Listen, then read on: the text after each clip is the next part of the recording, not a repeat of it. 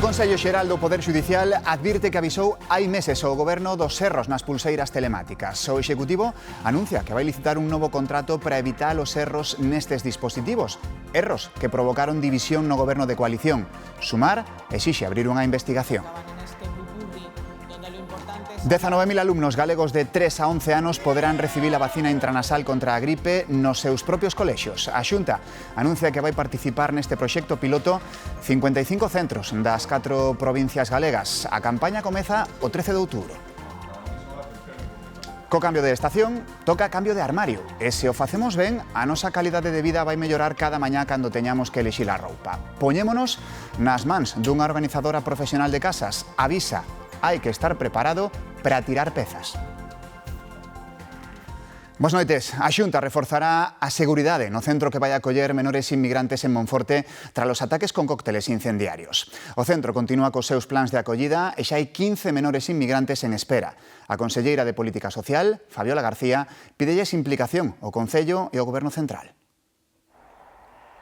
Os artefactos danaron os baixos do edificio. Terían sido lanzados por varias persoas segundo recollen as cámaras de seguridade. Apareceron mechas e restos de gasolina. Si apareceron aí unhas mechas con olor a gasolina, supoñemos que sería gasolina. A Xunta de Galicia anunciou reforzos na seguridade do edificio. Reclama a Concello e Goberno Central tamén a súa implicación. Vai a contratar de forma inmediata personal de seguridade para poder custodiar este centro. Así como lle pedimos ao Goberno e ao Concello de Monforte que nos bote unha man, que tamén reforce a Policía Local e que instale cámaras de seguridade, así como lle pedimos ao Goberno de España que tamén reforce todos os corpos da Policía Nacional. Está previsto que este centro, xestionado por Prodeme en Monforte, acolla 80 menores inmigrantes. 14 xa están en lista de espera.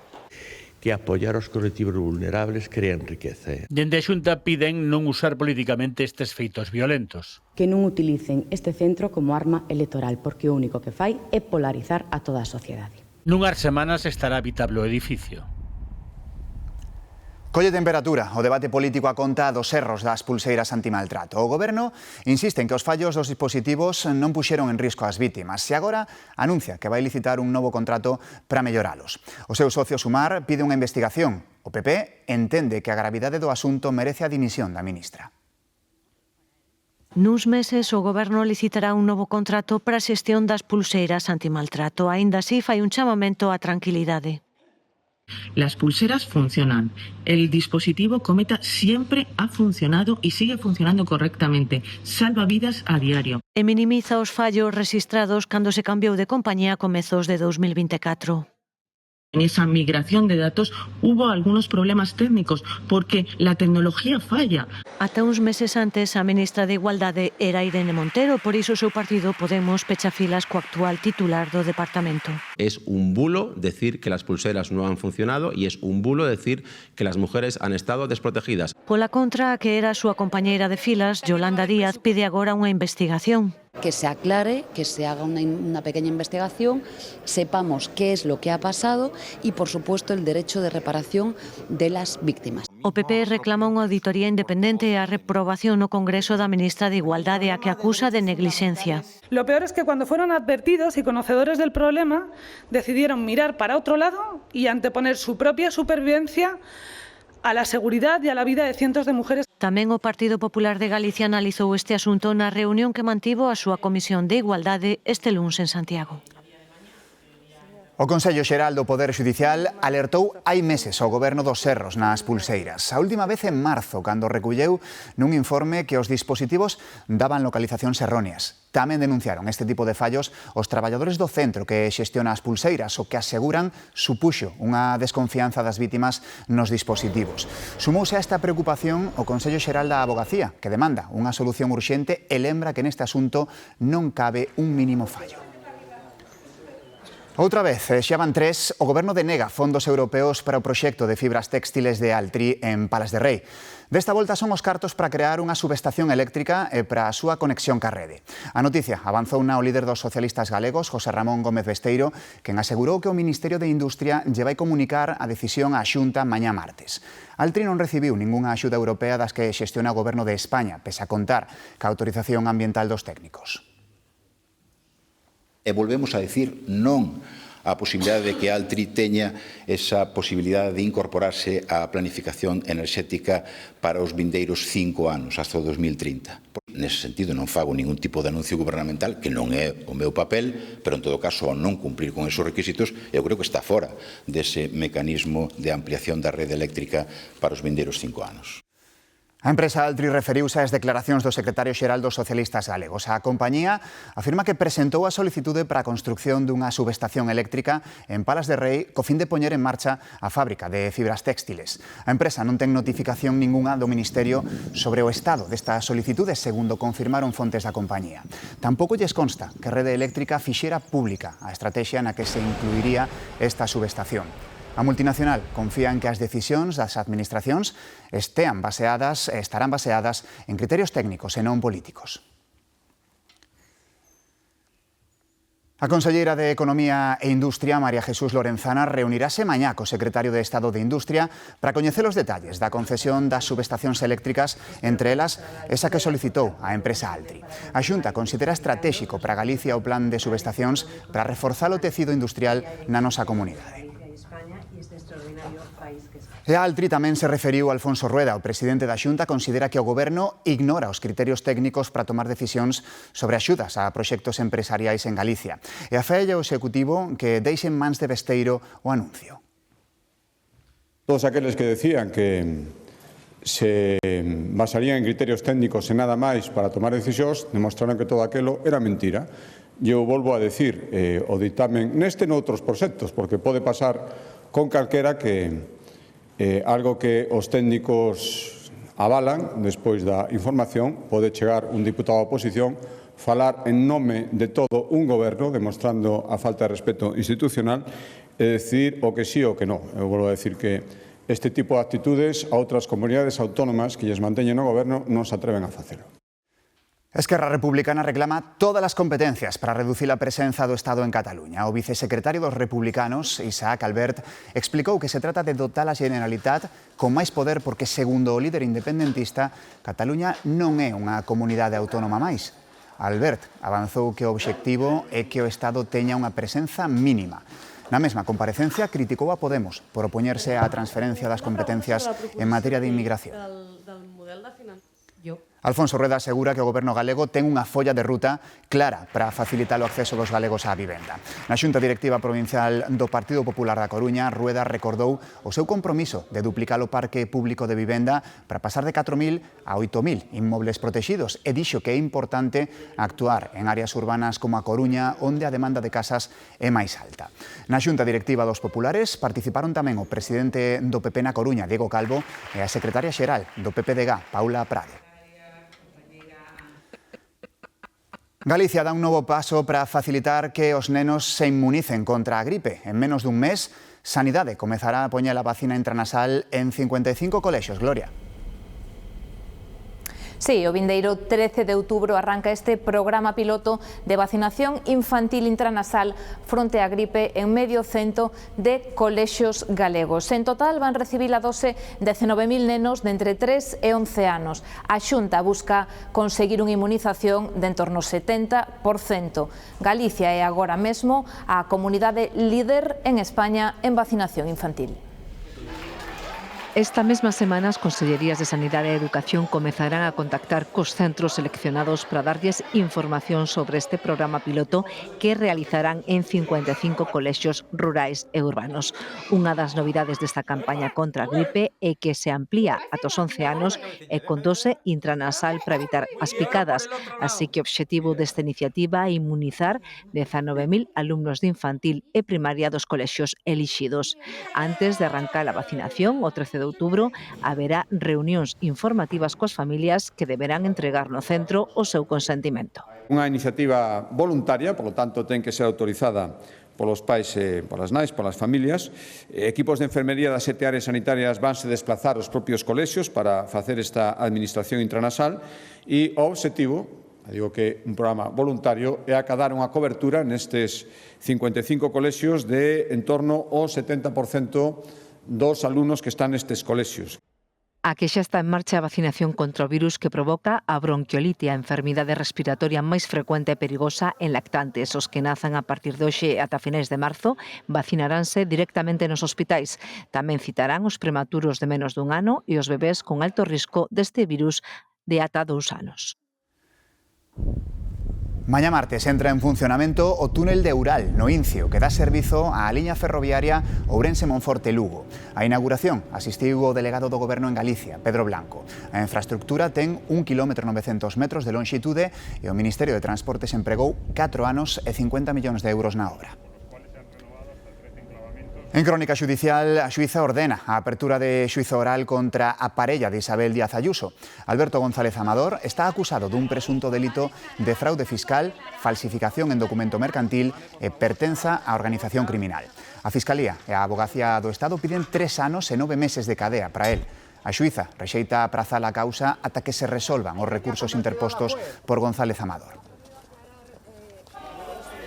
O Tribunal Constitucional rexeita poñer en liberdade a Santos Cerdán. O Tribunal desvota por unanimidade admitir a trámite o recurso de amparo presentado polo exsecretario de Organización do PSOE.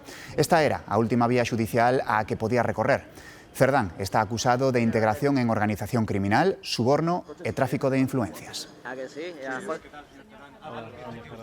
O alcalde de Ourense compareceu esta mañá no xulgado como investigado por prevaricación e malversación de cartos públicos. A denuncia presentou na Fiscalía un antigo asesor de Democracia Ourensana que acusa a Gonzalo Pérez Jácome de desviar fondos públicos do Concello á súa televisión privada, Auria TV, tanto para comprar material como para lle pagar o salario a un operador de cámara. A portavoz nacional do BNG, Ana Pontón, apoia as protestas convocadas no Grove contra unha das voces críticas co actual goberno de Israel, Ehud Olmert, que foi primeiro ministro dese país entre 2006 e 2009. Olmert é un dos invitados do foro que se celebra a comezos de outubro na illa da Toxa. A pesar da súa opinión crítica con Netanyahu, o BNG chama o boicot para impedir que participe nese foro de debate. Din que a súa presenza supón branquear unha persoa que tivo responsabilidades na ocupación da Franxa de Gaza. Fomentou a ocupación e o ataque á poboación palestina. Polo tanto, eu creo que neste momento hai unha posición que é moi clara e eu creo que o que non se debe blanquear ningún tipo de persoa que no seu momento foi cómplice do xenocidio e dos ataques que vive a poboación de Palestina. Yolanda Díaz advirte ao PSOE de que pedirán cambios se o embargo de armas a Israel non é ambicioso. O Real Decreto vai no aprobar mañá o Consello de Ministros. A vicepresidenta segunda avisa, levantarán a voz se non cumpre as súas expectativas. Tiene que ser un Real Decreto Ley ambicioso, pero si no lo fuera, desde luego pediremos que se convierta en un proyecto de ley para que este grupo parlamentario haga todas las aportaciones, cambios y sustanciaciones que tengamos que hacer. Os líderes mundiais agasos de Israel e os Estados Unidos reúnense esta semana na Asamblea Xeral da ONU. Na cita discutirase o recoñecemento do Estado palestino vencellado á liberación dos reféns, o alto a fogo e o acceso humanitario. Palestina sí participará, pero farao por videoconferencia. Continúan as incidencias en varios aeroportos europeos tras o ciberataque do venres. O máis afectado é o de Bruxelas, que xa advertiu de que as cancelacións e atrasos seguirán tamén mañá, María.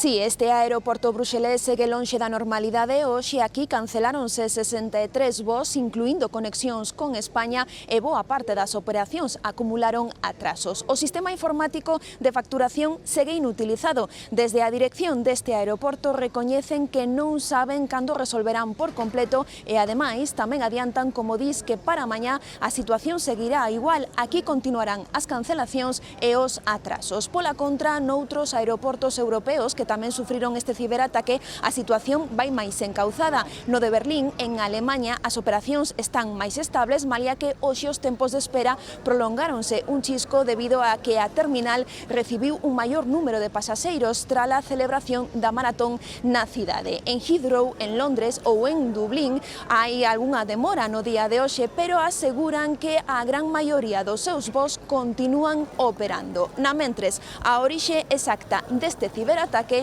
segue sen esclarecerse. De volta en Galicia, os 3 acusados pola morte do mozo coruñés Joel Quispe serán procesados finalmente por asasinato.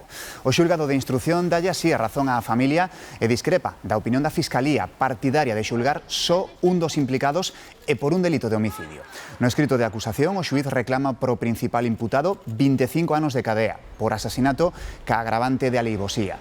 Pide a mesma pena pro segundo acusado como presunto cooperador necesario e 15 anos de prisión pro terceiro pola súa presunta complicidade no crime. Joel Quispe morreu en Noiteboa de 2023 dunha coitelada no peito en pleno centro da Coruña. Terceiro día sen resultado na busca do veciño de Sada de 73 anos desaparecido o venres, Alejandro Álvarez. Sí, pois ata 7:30 da tarde as patrullas da Garda Civil, Policía Local, Protección Civil, apoiados por medios aéreos, cans adiestrados e tamén un grupo de voluntarios seguiron coa busca deste veciño de 73 anos deste concello de Sada que leva desaparecido dende o pasado vendres. Uns traballos que hoxe centráronse sobre todo en diferentes núcleos deste concello de Sada, pero pola tarde incrementouse o radio de busca a outras localidades como por exemplo Lorbé ou Redes, pero como ti ben indicabas, Pablo, polo momento sen éxito ningún. Segundo a denuncia interposta por un familiar o mesmo día da súa desaparición, este home sofre principios dunha enfermidade neurodegenerativa e ese mesmo día levaba en riba cartos en efectivo, o teléfono móvil e vestía cunha camiseta a rayas e pantalón vaqueiro. Por eso piden a colaboración cidadá. Se alguén coñece algunha pista do seu paradoiro, piden que sexa comunicada o antes posible ás autoridades pertinentes. Grazas, Alejandro. Este mediodía quedou desactivada a situación 2 no incendio forestal declarado o xoves no concello de Pantón, na parroquia de Pombeiro. A estas horas, o lume xa permanece estabilizado e, segundo as últimas estimacións da Consellería do Medio Rural, calcinou unhas 2.000 hectáreas, parte delas no concello veciño de Sober. Para a súa extinción mobilizáronse 21 técnicos, máis de 150 brigadas, 113 motobombas e 27 medios aéreos, ademais de colaborar na extinción efectivos da Unidade Militar de Emerxencias. O accidente dun autobús escolar provocou un bo susto esta mañá en Ponteareas. O vehículo saíu da vía e quedou ladeado na beira vía. Por sorte, tanto os nenos como a condutora están ben.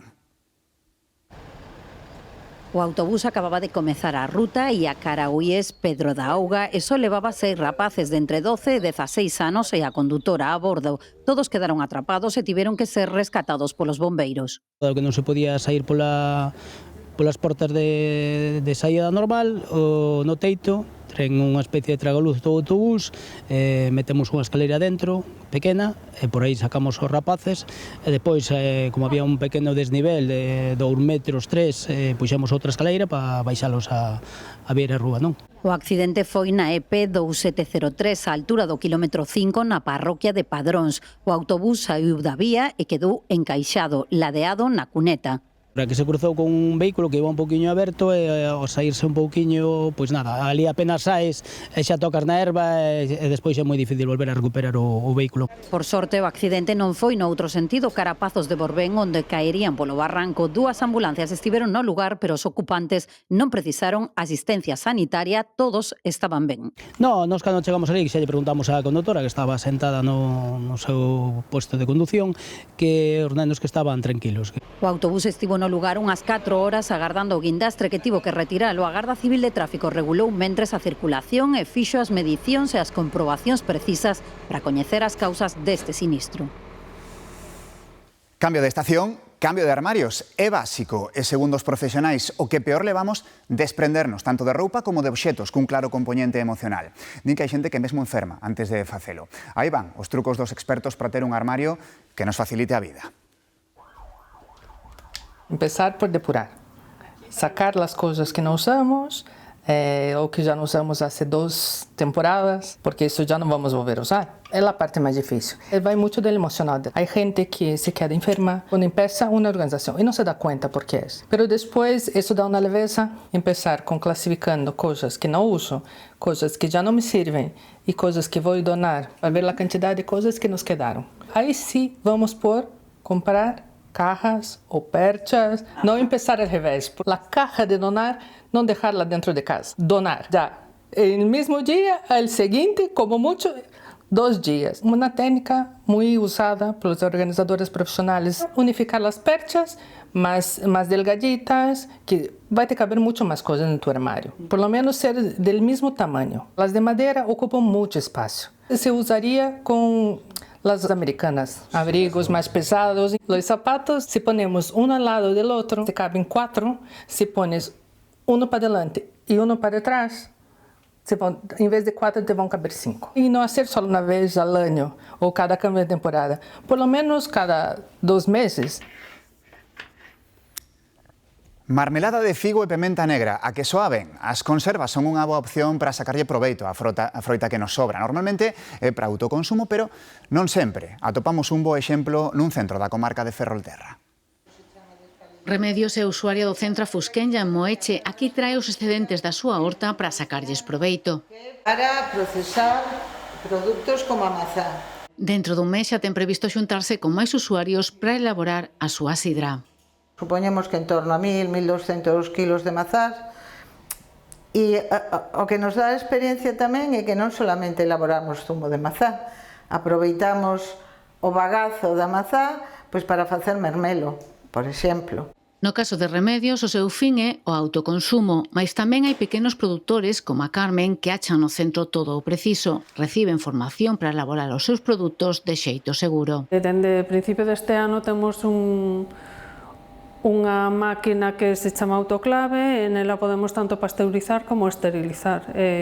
Aquí, bueno, pues abres un abano de novos produtos que podemos realizar. Está a experimentar con marmelada de figo e pementa negra e mesmo pratos elaborados. Tamén empezamos a facer agora co autoclave platos preparados. É cuestión de facer moitas probas ata que se chega a adecuada. Son pementos rechos de bonito e anchoa. 7 concellos de Ferrolterra promoven o centro a Fusquenlla baixo un sistema de autoxestión, un modelo que conta co apoio das administracións para crear valor engadido no rural. Outra boa opción para que non se perdan os produtos sobrantes é intercambialos. O trocadeiro en Pontevedra naceu con esta idea. A comida non acaba no lixo e de paso une os veciños.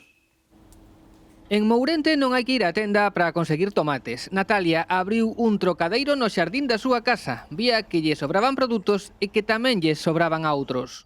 Como ao final pois regalas cousas ou algunhas cousas que as que non acaban estragándose, pois intentar aproveitar esa oportunidade e intercambiar entre nós e de paso facer un pouco de comunidade, crear lazos entre os veciños. Recuperar o de sempre, pero co pulo das redes sociais, porque tamén trocaron as cousas. Eu abrí un Instagram, un canal de Telegram e un canal de Facebook, para que os usuarios das distintas redes sociais pois podan atoparnos. Claro, aquí en canto chove un pouquiño, isto ponse como mato grosso. Entón hai que ir atendendo, e claro, temos o tempo que temos porque temos traballo, temos 3 fillos. Un traballo que non se paga con cartos, o que queira levar algo só ten que traer do seu. Yo lo mío que he podido traer é isto. Me viene fenomenal. Genial. Isto é un proxecto que ainda está moi verde, pero eu estou aberta a calquera intercambio. Se me queren traer unha tortilla de patatas ou un bote de mermelada, eu tamén acepto. Por que non? Outra horta é posible.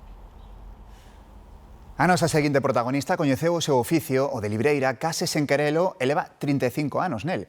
A clave é que sente ilusión polo que fai. Agora afronta o seu último desafío. Begoña é unha libreira das de antes. Comezou un pouco por casualidade no mundo dos libros e aí quedou ata hoxe. Eu estaba preparando unhas oposicións e, ofreceronme traballo para cubrir unhas vacacións e a verdade é que desde o primeiro día que empecé na librería foi como que quedar atrapada aí. Un frechazo que dura xa 35 anos. Aprendeu o oficio na lendaria libraría Colón da Coruña. Chegou a abrir a súa propia, logo viñeron outras. Traballo con xente máis nova que a min, que lles chama moito a atención que eu non consulto o ordenador, que sí que o consulto, que pasa que eu primeiro busco o libro físicamente, porque máis ou menos xa sei que editorial pode ter este título. Se lle preguntamos como vela aos novos lectores... Igual poden comprar un, pero prefiro unha edición máis cuidada, sobre todo se son clásicos. Bueno, a mí me parece algo maravilloso. Hai un ano, co peche da mítica libraría Lume, quedou no paro. Cría que o camiño rematara, pero recibiu a chamada doutra libraría emblemática da cidade. Eu, sobre todo, creo que o que Manuel espera de mí é que recomende libros a xente, buscar un libreiro pois un pouco a antigua usanza, como son eu, non? Un novo desafío que aos seus case 60 anos lle permite seguir vencellada ao que considera a súa paisaxe natural, os libros. Fronte aos videoxogos, unha alternativa libre de pantallas é a que nos ofrecen os xogos de mesa. Non só fan que a xente se divirta e socialice en persoa, senón que ademais permiten manter experta a mente. Todo o mundo asocia os xogos de mesa os bons recordos da infancia. E os máis lembrados adoitan ser os clásicos, aqueles que nunca pasan de moda. Buenos tiempos. No había competitividad, sí que te picabas un poco si te comían en el parchís, pero ahí estaba todo. En mi casa éramos 5 hermanas, con lo cual jugábamos todas juntas y siempre había un juego de mesa allí. Era así todo el tiempo, pero yo creo que era para todos, ¿eh? Que no es como ahora tienen ordenadores, tienen teléfonos, nosotros teníamos juegos. Dentro da eclosión que vive actualmente o mercado de xogos de mesa, de rol ou de estrategia, hai sitio para todas as idades, dende os máis novos ata as persoas de idade avanzada. Tanto é así que esta nova ludoteca, situada no recinto histórico de Lugo, decidiu organizar talleres dirixidos a maiores de 60 anos. Vienes a socializar, vienes a divertirte y a la vez, pero casi lo veo más efecto secundario, estás activando zonas de la mente que en otro caso pues a lo mejor dejas un poquito más de lado, ¿no? Porque los juegos precisamente van a promover que se crean nuevas conexiones mentales, vas a aprender nuevas reglas de nuevos juegos, nuevas mecánicas. Me parece fantástica. Todo aquello que sea ocuparnos cuando nos jubilamos es fantástico. Por unha achega de 2 euros por persoa, o establecemento tamén dispón dun espazo no que pasalo ben en compañía, con xogos para todas as idades. Aniversario da primeira publicación do National Geographic alá polo 1888. Tiña este aspecto, houbo que agardar ata 1910 para atopar un deseño máis similar ao actual, co senlleiro marco amarelo, e ata 1959 para ver na portada un elemento gráfico. Precisamente a fotografía sería unha aposta da revista ao longo da súa historia, con números icónicos como o da chegada do home á Lúa no ano 1969 ou o recoñecidísimo da nena afgá no ano 1985, ou esta de 2018, na que a publicación, esta revista, alerta do perigo do plástico para o planeta. Feliz noite, ata mañá.